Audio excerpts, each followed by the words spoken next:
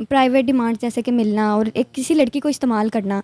उसने 2-3 साल सही से इस्तेमाल किया है और एंड टाइम पे आके मुझे बोला है कि तुम पैसे और जेवरात वगैरह लेकर इस जगह पे आ जाना अदालत में, वहाँ पे हम निकाह करेंगे और फिर हम खुशहाल ज़िंदगी गुजारेंगे। ज़ाहिर सी बात है, शर्म तो मुझे बहुत ज़्यादा आ रही है जो मैं इस जगह पे आके बैठ चुकी हूँ, और रोना भी बहुत ज़्यादा आ रहा है। लेकिन अब मैं मजबूर हूँ, मैं क्या करूँ। गलतियाँ हर इंसान से होती हैं, प्यार करना गुनाह नहीं है, लेकिन अगर मैंने किया है तो मैंने उसका सज़ा भी ले चुकी हूँ। उसने मुझे जो है वो अपनी तरफ से तो उसने पूरी कोशिश की और पूरा इस्तेमाल किया मुझे। मैं उसकी हर बात मानती थी, हर एक बात पूरी करती थी, उसकी हर एक चीज़ को मैंने पूरा किया है, ये नहीं कि मैंने नहीं किया। प्यार के झांसे देता था ना वो, और मैं भी आ जाती थी, उसकी हर डिमांड पूरी करती थी। अस्सलाम वालेकुम नाजरीन, मैं हूं आपका अपना मेज़बान ज़ोहैब सागर और आप देख रहे हैं मेरा अपना यूट्यूब चैनल। नाजरीन, आज इस वक्त मैं मुल्तान में मौजूद हूं और मेरे साथ एक खूबसूरत तरीन लड़की बैठी हुई है। नाजरीन, ये कश्मीर से एक लड़के की मोहब्बत में पड़ के मुल्तान तशरीफ़ ले आती हैं। आगे से इनके साथ जो भी धोखा फ्रॉड होता है वो हम इनसे जानेंगे, लेकिन इनकी शनाख्त हम ब्लर कर रहे हैं, वो एक किसी वजह से कर रहे हैं कि एक अच्छे ख़ानदान से ताल्लुक़ रखती है। और जो है सिर्फ़ और सिर्फ आप सबसे यही गुजारिश है कि वीडियो पूरी इनकी आपने देखनी है, कोई बैड कमेंट नहीं करना। इज़्ज़तदार घराने से ताल्लुक़ रखती हैं और माफ़ी मांगने के लिए मीडिया पे आई हैं, अपने माँ बाप से माफ़ी मांगने के लिए मीडिया पे आई हैं, हेल्प के लिए मीडिया पे आई हैं। और हम सबसे जो है ना यही उम्मीद की जाती है कि अपनी माएँ बहनें समझ के, ये भी हमारी बहन है, बेटी जैसी है, इसको हमने माफ़ करना है और उम्मीद करते हैं आप सब भी इसको माफ़ करेंगे। गलती हर इंसान से हो जाती है, इसकी हमने ज़्यादा से ज़्यादा सपोर्ट करनी है, हेल्प करनी है, ताकि कोई और लड़की भी जो है वो इस तरह का कदम उठाती है ना तो वो हज़ार बार सोचे। जानते हैं। अस्सलाम वालेकुम। वालेकुम अस्सलाम।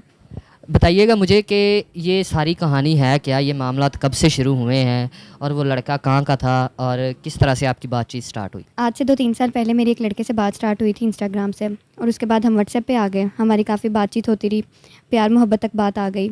तो वो मुझे बहुत ही लारों पे रखता रहा कि हम मोहब्बत करता हूँ, तो मैं प्यार करता हूँ तुमसे, मैं शादी भी करूँगा, मैं तुम्हें अपने घर की इज़्ज़त बनाऊँगा। उसने मुझे बहुत लारे लगाए, लेकिन एंड टाइम पे आके उसने मुझे बोला कि तुम अपने घर से भाग आओ, मेरे घर वाले नहीं मानेंगे। मैं इस बात को भी तस्लीम किया, मैंने कहा ठीक है कि मैं आ जाऊँगी। उसने मुझे बोला घर से जितने भी ज़ेवरात, पैसे वगैरह सब तुम लेके आओ अपने साथ, हम शादी करेंगे और खुशहाल फैमिली घर बसाएंगे। अच्छा, मुझे ये बताएं कि वो लड़का काम क्या करता था और किस फैमिली से बिलोंग करता था, और ये भी बताएं कि आपने अपने घर वालों से बातचीत नहीं की कि हम एक दूसरे को पसंद करते हैं और हमारी बाइज़्ज़त तरीके से शादी करवा दें? वो किसी कंपनी में काम करता था और किसी अच्छे घर से बिलोंग करता था, लेकिन मैंने अपने घर में बात कर ली थी कि मैं इस तरह किसी को पसंद करती हूँ, तो घर वालों ने बोला ठीक है वो रिश्ता ले आएँ, हम देख लेते हैं। मेरे घर वाले राज़ी थे, मसला उसके घर से था। उसने मुझे बोला कि नहीं मेरे घर वाले नहीं मानेंगे, हम भाग जाते हैं, हम ये करते हैं। आपको कन्फर्म था कि उसने अपने घर में बातचीत ज़रूर की होगी और उसके घर वाले नहीं माने? मैंने उसके घर में से किसी से बात नहीं की, बाकी वो कहता था कि उसने घर में बात की है लेकिन उसके घर वाले नहीं मानेंगे। उसने ये मुझे बहुत दफ़ा कहा था कि मैंने घर में बात की है लेकिन घर वाले नहीं मानेंगे, ये है वो है, उसकी बात कहीं और हो चुकी है ऑलरेडी पहले से ही। तो उसने मुझे लारों पे रखा, बहुत ज़्यादा लारे लगाए कि हम घर बसाएंगे, हम खुशहाल ज़िंदगी गुजारेंगे। उसने बहुत बातें की, मैं उसकी बातों में आती गई, दिन ब दिन मेरा प्यार और बढ़ता गया उसके लिए। अच्छा, इसके अलावा 2-3 साल में आप लोग सिर्फ़ फ़ोन पे ही बातें करते रहे हैं, व्हाट्सएप पे, या आपने कोई मुलाकातें भी की हैं? मिलते थे, खाना शाना खाने के लिए जाते आते रहते थे। तो उसने मुझे जो है वो अपनी तरफ से तो उसने पूरी कोशिश की और पूरा इस्तेमाल किया मुझे। मैं उसकी हर बात मानती थी, हर एक बात पूरी करती थी, उसकी हर एक चीज़ को मैंने पूरा किया है, ये नहीं कि मैंने नहीं किया।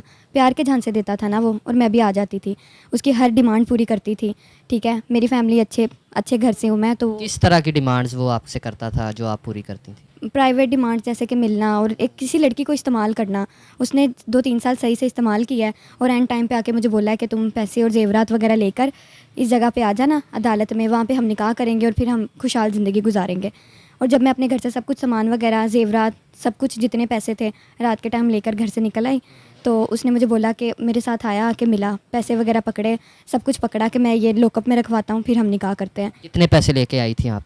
2 से 4 लाख होगा, इतने होंगे, मेरी मम्मा ने लॉकअप में रखे थे। कन्फर्म बताएं, 2 लाख था, 4 लाख था?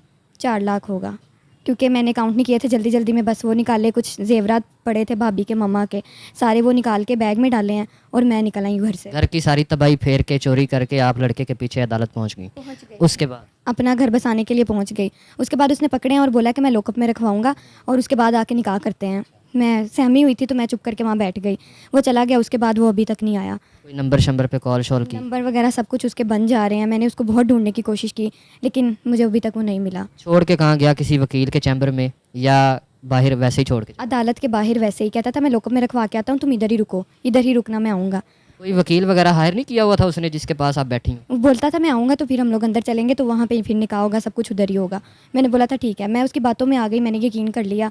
मुझे शक भी नहीं हुआ, उसने इतने सफाई से सारा काम किया, मुझे बिल्कुल शक नहीं हुआ। और वो चला गया और उसके बाद वो नहीं आया। और अब मैं जब अपने घर वापस गई हूँ, शर्मिंदगी से सारी रात मैं वहाँ बैठी रही, उसका इंतज़ार करती रही, वो नहीं आया। और एक मिनट, एक मिनट। आप ये सारा जो है ना चोरी वगैरह करके घर से भागी हैं, दूसरा अदालत में आ गई हैं, वो आपके पैसे जेवरात लेके भाग गया, उसके बाद आप अपने घर जो है वो किस मुंह से गई हैं? क्या मतलब आपने फेस करने की इतनी हिम्मत और हौसला था कि आप घर वालों को फेस कर लेंगी? मैं बहुत ज़्यादा मजबूर हो गई थी क्योंकि रात का टाइम था और वहाँ पे बहुत नशई वगैरह और सब कुछ, मुझे खौफ आ रहा था।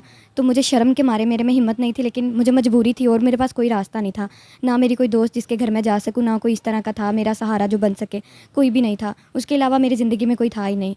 तो फिर मुझे मजबूरन घर वापस रुक करना पड़ा। तो जब मैं घर पहुँची हूँ तो वालदैन वगैरह बहुत परेशान थे।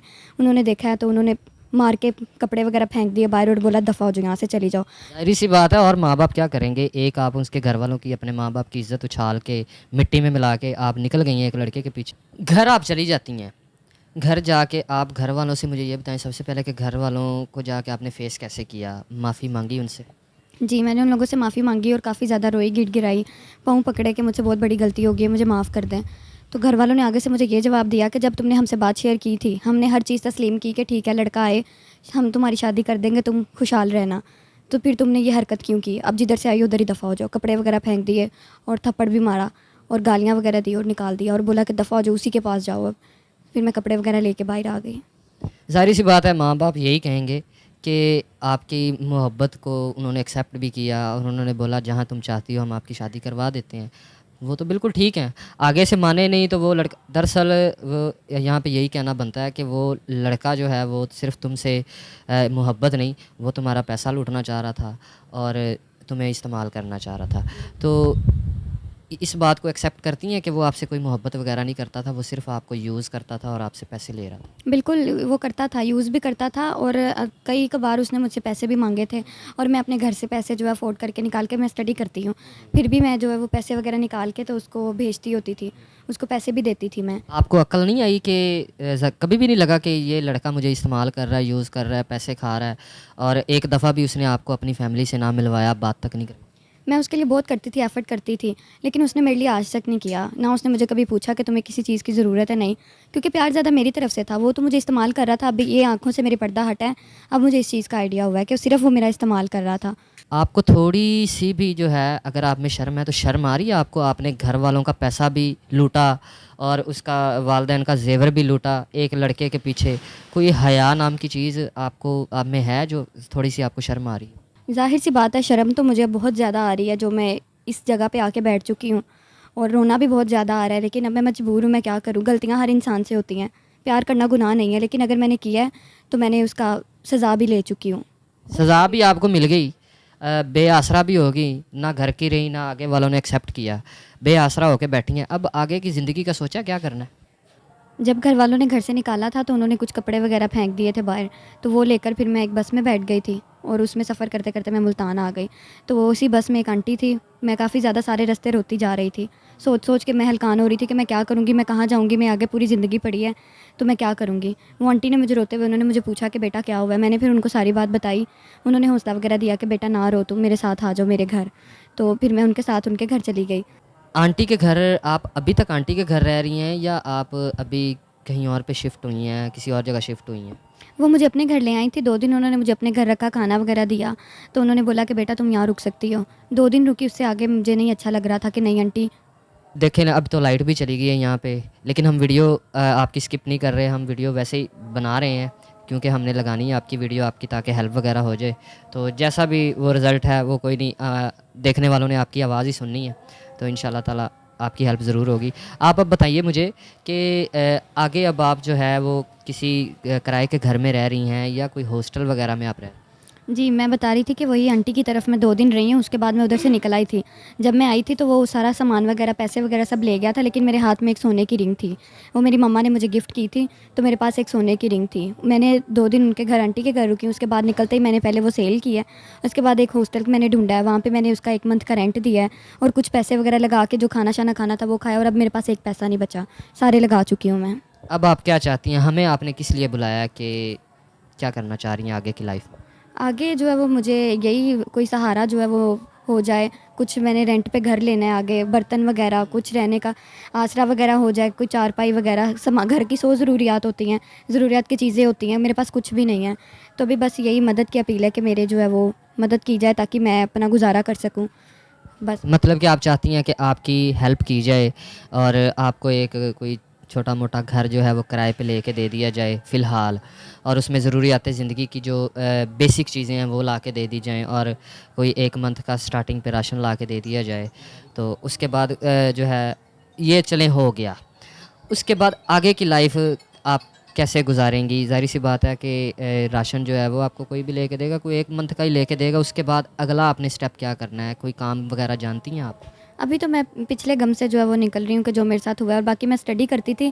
काम वगैरह का भी मुझे इतना आइडिया नहीं है, लेकिन मैं आगे कोई जॉब वगैरह देख लूँगी, कुछ काम कर लूँगी, छोटा मोटा जो है ना करके अपना गुजारा वगैरह करूँगी। लेकिन अभी अभी तो मुझे हेल्प की ज़रूरत है अभी, क्योंकि बिल्कुल मेरे पास कोई आसरा कोई सहारा नहीं है, कुछ भी नहीं है मेरे पास। अभी हॉस्टल का भी जो रेंट ख़त्म हो जाएगा तो वो भी निकाल देंगे। तो सिलाई वगैरह कर लेती हैं? सिलाई वगैरह थोड़ी बहुत कर लेती हूँ। तो बाकी जो है घर के काम शाम वगैरह कर लेती हूँ, तो वो फिर मैं आगे देखूँगी कि कोई घर का काम शाम कोई छोटी मोटी नौकरी देख लूँ जो मैं अपना पेट भर सकूँ, पाल सकूँ खुद को। घर वालों के साथ अब आपका किसी किस्म का कोई जो है वो कॉन्टैक्ट या कोई रिलेशन नहीं रहा अब? नहीं नहीं, किसी के साथ भी कोई रिलेशन कोई लिंक नहीं रहा। उन्होंने गुस्से से तभी जो है कपड़े फेंक के उन्होंने बोला था कि चली जाओ, दरवाज़ा मेरे सामने बंद किया था। अगर हम आपके साथ जाते हैं आपके घर वालों को समझाते हैं, मनाते हैं कि भाई जवान बेटी है, गलती हर इंसान से हो जाती है, आपकी बेटी से भी होगी, तो चलें आपकी इज़्ज़त है, इसको एक दफ़ा माफ़ करें और इसको अपने घर में रखें और इसकी किसी अच्छी जगह पे शादी कर लें, तो वो मान जाएँगे? वो गुस्से के बहुत बुरे हैं। उन्होंने ऑलरेडी कह दिया अगर अब आप लोग साथ गए तो उन्होंने कहना अब सोशल मीडिया पे आके हमें और बदनाम करना चाह रही हो, जिनको नहीं पता तुम उनको भी बताना चाह रही हो कि तुमने ये कारनामा सर अंजाम दिया, हमारा नाक पहले कटवा चुकी हो तुम। जी, तो नाज़रीन आपने सारी बातें इनकी सुनी है, काफ़ी दर्दनाक इसकी कहानी है। तो शनाख्त इनकी हम जो है ब्लर कर रहे हैं किसी वजह से, क्योंकि ये एक इज़्ज़तदार घराने से ताल्लुक़ रखती हैं। हेल्प की जो है इन्होंने अपील की है, हम खुद आपसे रिक्वेस्ट करते हैं जो भी ये वीडियो देख रहा है, जितनी ज़्यादा हो सकती है इसकी हेल्प करें। घर चाहिए इसको एक रेंट पे, जो है ना बेसिक चीज़ें चाहिए, बर्तन वगैरह किचन के लिए, राशन वगैरह, पंखा, इस तरह इस्त्री वगैरह, ये सारा इसको सामान चाहिए। तो आप सबसे गुजारिश है जो भी ये वीडियो देख रहा है, जितनी जितनी इस्तेकाक के मुताबिक हो सकता है इसकी हेल्प ज़रूर करें। इसका नंबर स्क्रीन पर दे रहे हैं। आप सबसे गुजारिश है ज़्यादा से ज़्यादा इसकी हेल्प कीजिए। मुझे दीजिए इजाज़त। अल्लाह हाफ़िज़।